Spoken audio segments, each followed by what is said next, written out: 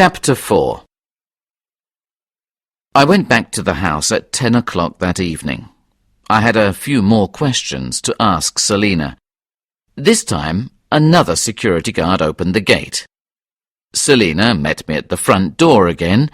She was dressed for bed, in pyjamas and a dressing gown. I always go to bed at 10 o'clock, she explained.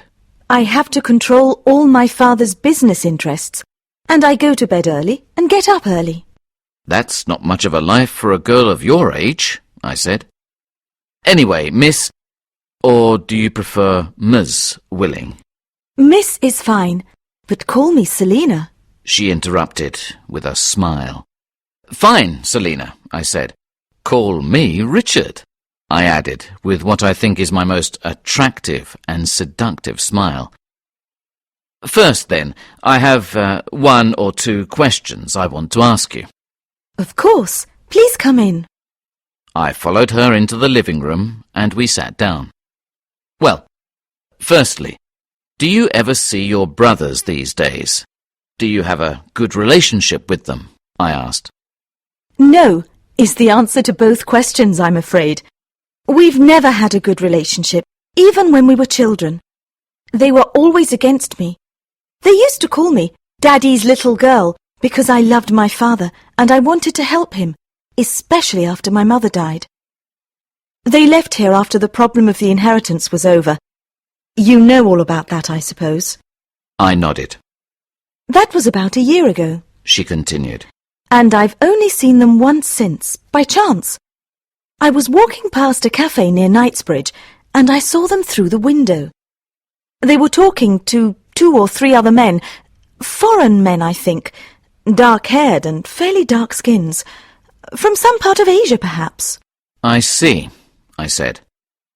But another question. Do they have keys to the gate and to the house? Selena looked surprised. Do you suspect them of something? She asked.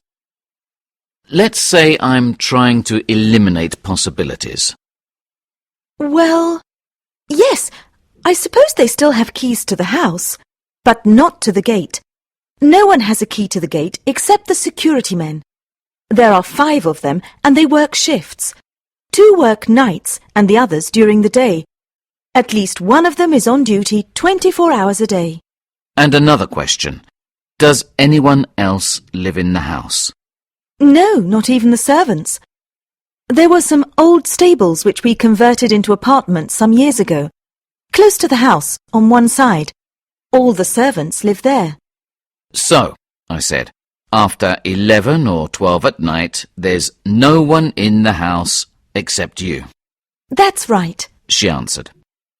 All right, just one more question before you go to bed.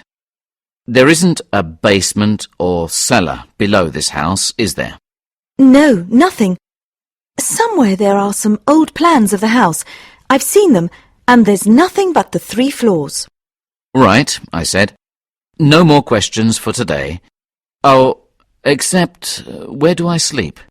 One of the servants will show you to your room when you're ready to go to bed.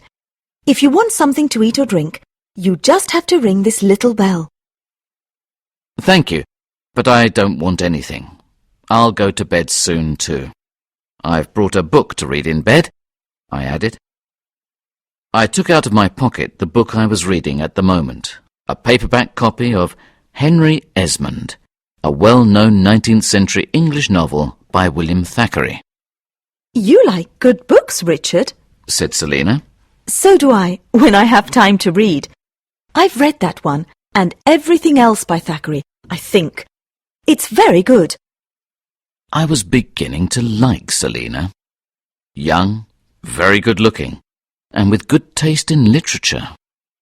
Just my kind of girl.